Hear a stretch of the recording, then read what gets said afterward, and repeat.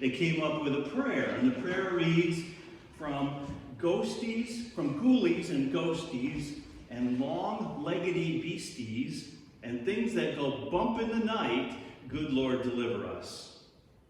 Now, the odds are that whoever first wrote that prayer, that they had never seen any ghoulies or ghosties, and it's likely that he or she had no encounter with long-leggedy beasties, and yet that prayer has survived, hasn't it? It's come down to us partly because of its quaint language, but also partly because it touches something deep down inside of all of us, namely a fear of the unknown, of things that we can't control. So we could pray from ghoulies and ghosties and long-leggedy beasties and things that go bump in the night, good Lord, deliver us. Well, today's the last Sunday in 2019, and we stand at the brink of a new year, 12 months lying before each of us, 365 days, filled with many things that we cannot control. They're all ahead in what will very soon be the new year 2020. And that's enough to make any of us fear the future. Because facing the unknown can raise your anxiety. It can fill you with worry. And the truth is, we all struggle with anxiety, every one of us in this room. And then along comes a verse like Philippians 4, verse 6, that says, don't worry about anything. And for many of you, you look at that verse, and because it says don't worry about anything, you begin to worry about the fact that you worry.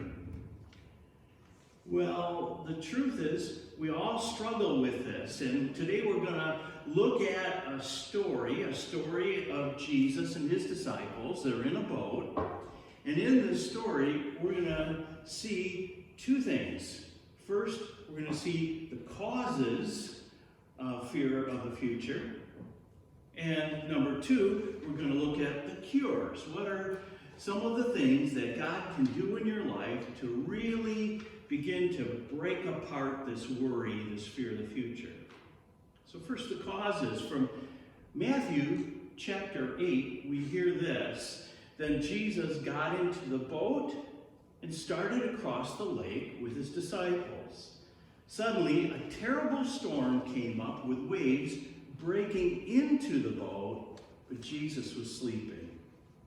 Jesus and his disciples are in a small boat on a large lake, and a storm begins to sweep over that boat, and the disciples are getting really anxious. And there's some reasons why they become anxious, same reasons we become anxious. First, they became anxious because of the storm. And one of the reasons we become anxious and we begin to fear the future is because of unexpected problems that come our way. And when problems suddenly come into our lives, it creates worry. It stirs up fear. Now, on the Sea of Galilee, storms come up suddenly, unexpectedly, real fiercely, just like in our lives. Storms of our life come suddenly, they come unexpectedly. For some of you, 2019 was a year when the storms just kept coming. And because of that, you begin to worry. Sometimes we even begin to think that if I worry, I will keep the next storm from hitting. Well, worry doesn't do that. One of the reasons we worry is because of unexpected problems, but worry doesn't help. Second, the disciples not only worried because of the storm that's way out on the horizon, but because of the overwhelming circumstances that were right there in their boat, the waves. And we worry not just because of problems way out in the future, but because of overwhelming circumstances in our lives. Sometimes we become afraid and we worry, and we're not overreacting, we're not making things up. We've got real problems. We've got waves in our boat. You know, just turn on TV, just look at your life. the circumstances of life start to pile up. You feel overwhelmed. Now, we're not only overwhelmed by bad things, sometimes we're overwhelmed by good things. There's so much to do in life. We're overwhelmed because we try to do too much. And maybe if you're facing the new year and you're anxious and you're worried, it's because there's so much to do. And we worry. Sometimes just we feel overwhelmed by the circumstances. Third, what causes fear of the future is inadequate resources. The disciples were afraid because they're in this little boat on this big lake in a big storm, and we worry because of inadequate resources. I mean, do you think the disciples would have been worried if they were like, on a cruise ship in the middle of the Sea of Galilee? Probably not. And sometimes you may look at your finances and think, don't have enough to make it through. Or I don't have enough strength to make it through. And when you feel like you don't have enough resources just to take the next step, we become fearful. We start to worry. Now the truth is, in this world, we're never going to have enough resources. We never have enough money, enough time, enough strength. And we're lying to ourselves if we think we're ever going to have enough resources to reduce worries down to zero in our lives. Yet we worry over inadequate resources. And there's a fourth reason the disciples worried. Here they are. The storm is sweeping over them. They begin to get anxious. They look in the back of the boat, and Jesus is sleeping. See, we worry when we feel, I'm all alone to face this problem. I can just see the way the disciples keep looking at him, at Jesus, as the storm is getting worse and worse. They see the storm coming, and then they look at Jesus thinking, is he going to wake up? And the boat starts getting tossed, and the waves start coming in and splashing them in the face. And I could almost imagine the conversation between them. You wake Jesus up. No, you do it. No way. Last time I woke Jesus up, he told me, go walk on water. I'm not going to wake him up. You wake him up. So they keep looking at him, hoping somehow he'll wake up, somehow he'll notice what's going on. And maybe you've felt that way. You're going through a circumstance in your life, a struggle in your life. It's getting worse and worse, and it's like you keep glancing in God's direction through prayer, or by reading the Bible, or by engaging in church service. And by doing that, you're kind of saying, God, do you notice? God, do you care? And fear grows out of that suspicion that nobody cares about you but you. See, there are times in our lives when we think, God, why don't you do something? Don't you see what's happening to my kids or my grandkids? Don't you see what's happening to my finances? Don't you see, God, what's happening to my job, or that my marriage is falling apart? God, don't you see? Well, of course God sees, doesn't he? He knows what's going on in your life and mine, and yet we worry when we feel like we're all alone. In Luke chapter 8, Jesus said, the seed that fell among the thorny weeds is like those who hear God's teaching, but they let the worries and the riches and the pleasures of this life keep them from growing and producing good fruit. Jesus says that worries are like a weed that chokes out the faith in our lives. So when you instead of looking at the worries that choke out faith, when you instead look at God who can overcome those worries, that changes everything. Now, when I'm afraid of what lies ahead, I know what doesn't work. Cliches don't work. I mean, I could tell you, you've got nothing to fear but fear itself. Does that help? I could tell you, don't worry, be happy. Or I could sing somewhere over the rainbow skies are blue. How about bet your bottom dollar the sun will come out tomorrow? Okay? You know, we hear all of these things, but it doesn't help. It doesn't work. So what's the answer? What's the cure? How does God begin to reduce the fear and the worry in our lives? Well, let's look back at our story and see how Jesus, he had the answer to all of these fears all the time. In Matthew 8, we're told the disciples went to Jesus and they woke him up shouting, "Lord, save us, we're going to drown." And Jesus answered, "Why are you afraid? You have so little faith." And then he stood up and rebuked the wind and the waves, and suddenly all was calm. The disciples just sat there in awe. "Who is this?" they asked themselves. "Even the wind and the waves obey him." To have the fear of the future changed to faith and confidence in the future, first, ask for help.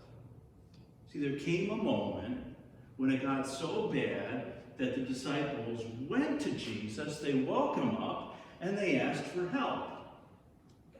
Now, when was that moment? It became urgent for them to ask for help finally when they thought they were going to drown.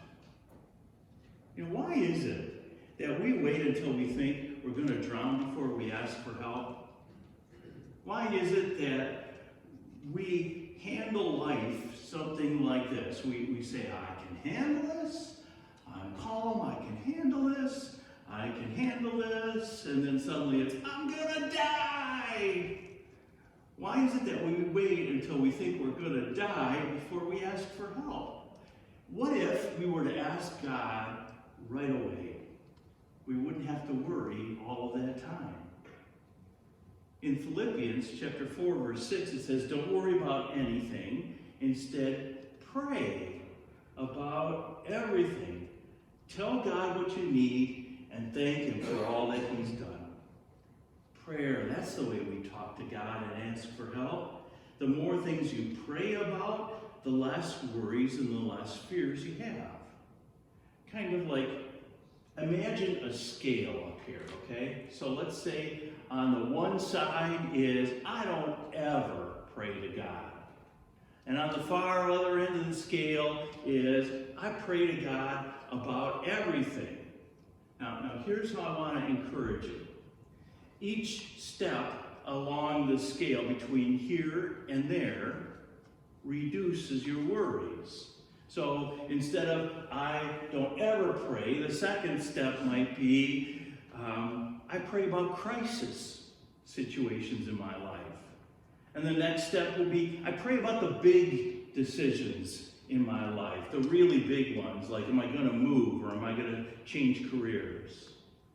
And the next step along the scale would be, I pray for my kids, or I pray for my grandkids.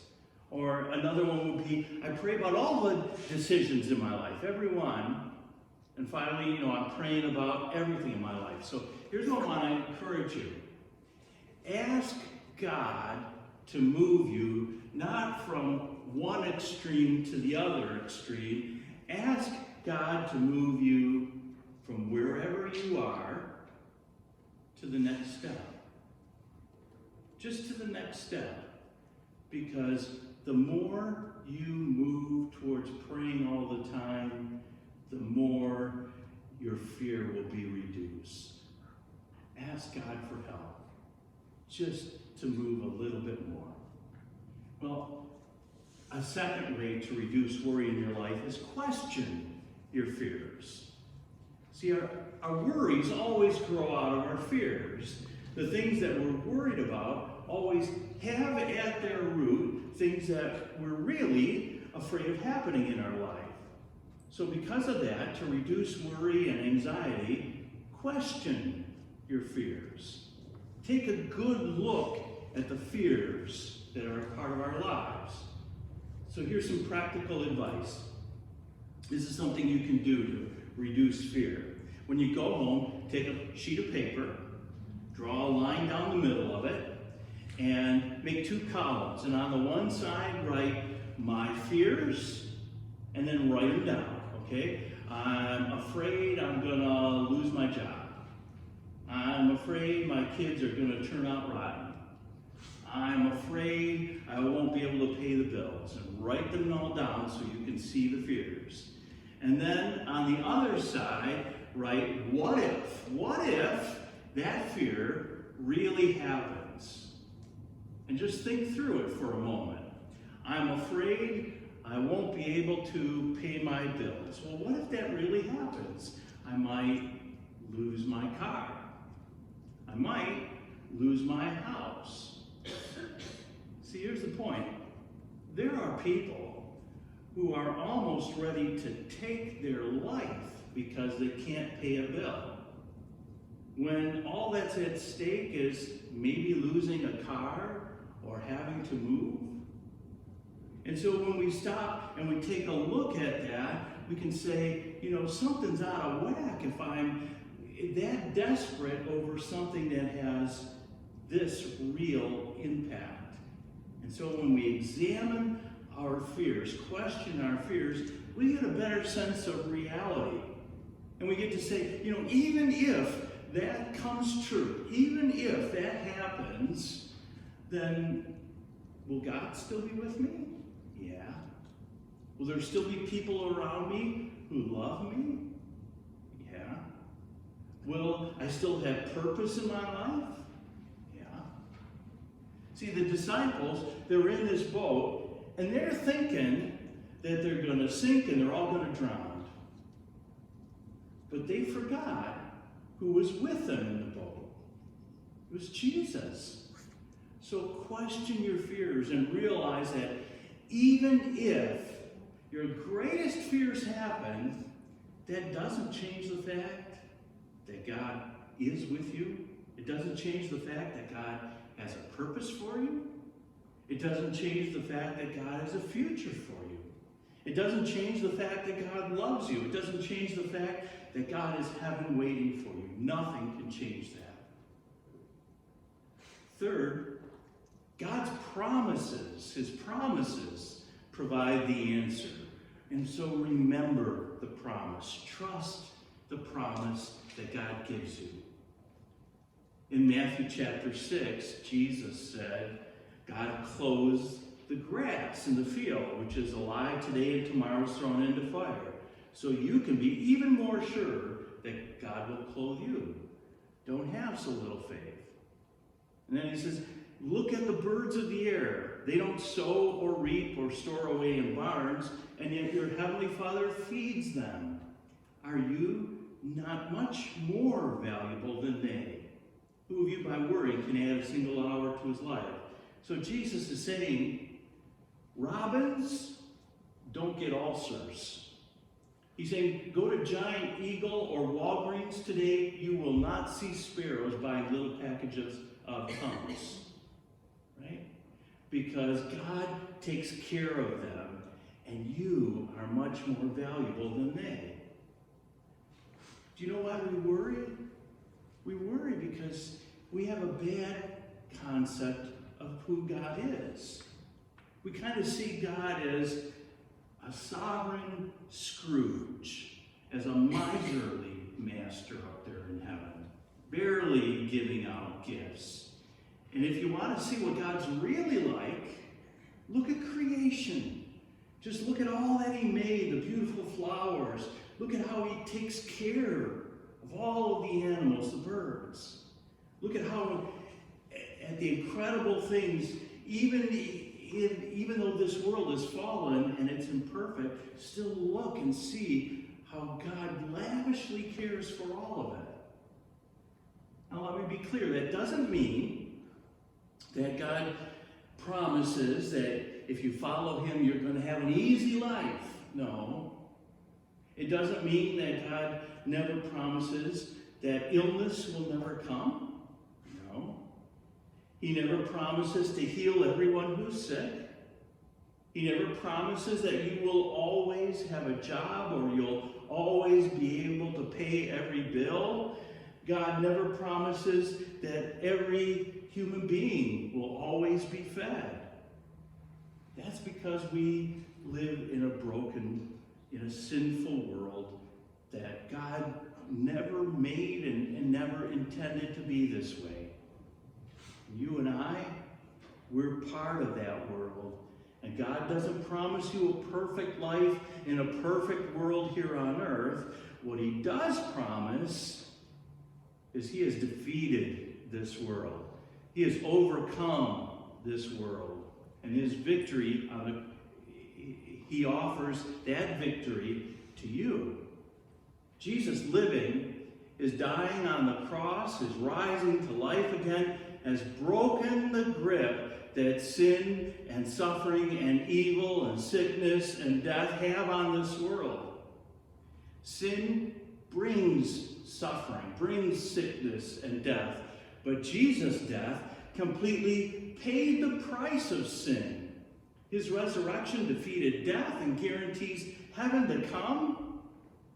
And that means that God's promises provide the answer when right now you're fearful of the future.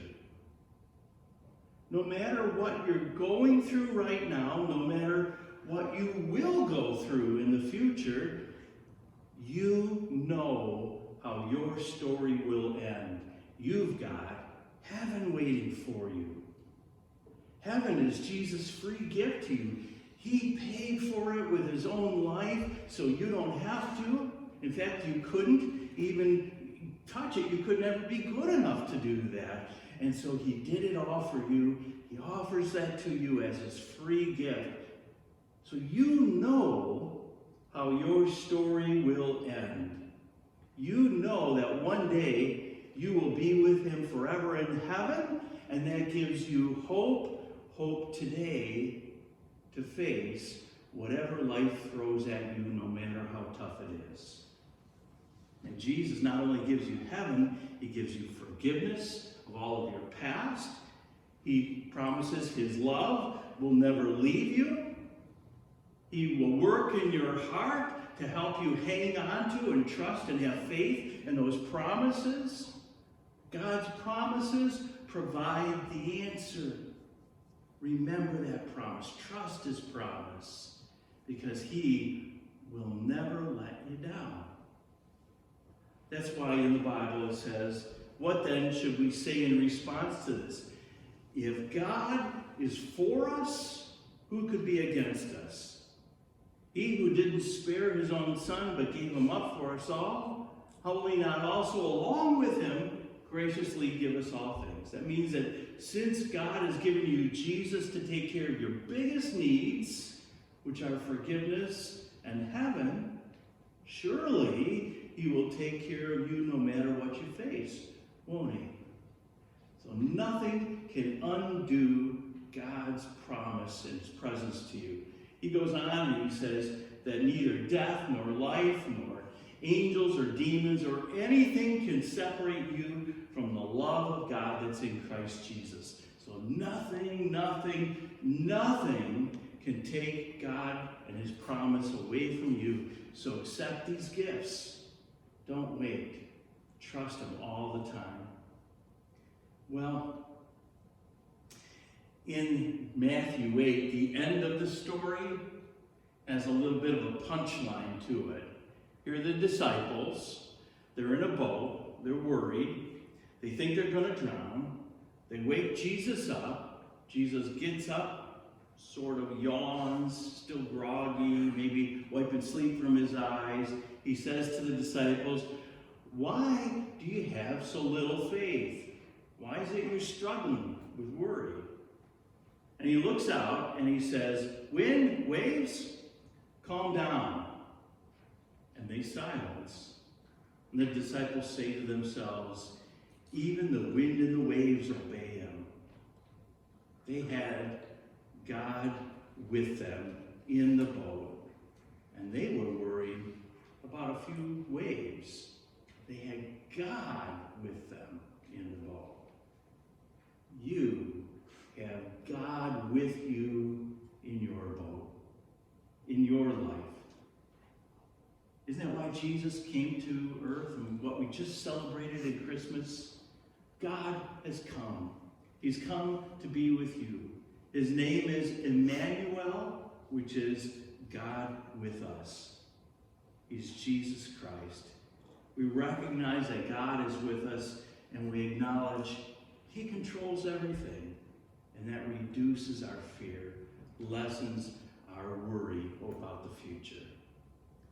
1 Peter chapter 5, verse 7 puts it this way: "Give all your worries, all your cares to God, for he cares about what happens to you."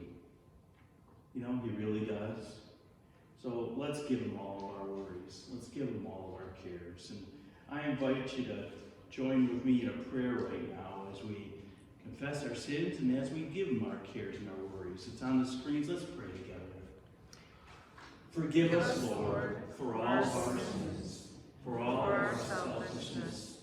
Lord, we admit to you that we have often left you out of our plans for the future. We have forgotten that you love us and that you will be with us always through the future days, months, and years.